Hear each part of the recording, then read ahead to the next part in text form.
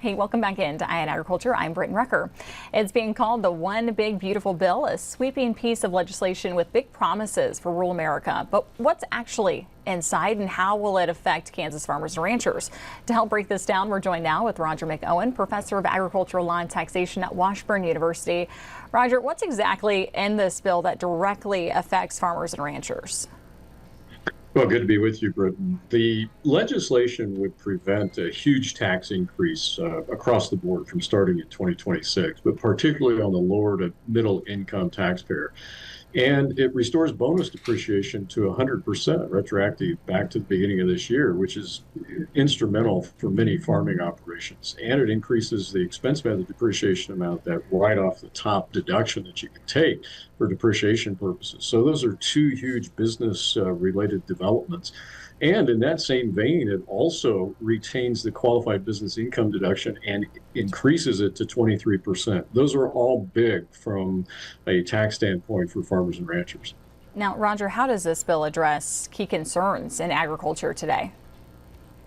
Well, there are funds included in this for Colorado River Basin drought relief, which is big for farmers and ranchers in that area. And that can even touch some of the areas tangentially in southwestern Kansas. There's also provisions for farm debt relief for struggling farm borrowers, conservation programs, and rural water infrastructure, which is a big deal, particularly in western Kansas. And there's also funding for cover crops. So those are some key concerns that farmers have had with respect to either land conservation or access to water.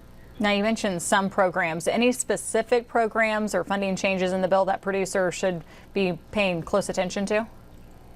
Well, that's a good question because this year is a year where they're also supposed to be debating a farm bill. This is kind of carried over from year to year. The 2018 farm bill is still in play, and here we are 7 years down the road. So the uncertainty surrounding the farm bill negotiations, I think, is key, and how proposed cuts would impact such things as crop insurance and disaster aid. So, yeah, this bill doesn't really, it's not a farm bill, but what they're doing here can impact farm bill negotiations. And I think we're going to have to keep our eyes on that. Absolutely. Now, Roger, for the everyday farmer or rancher out in the field, what does it mean for their bottom line and long-term sustainability?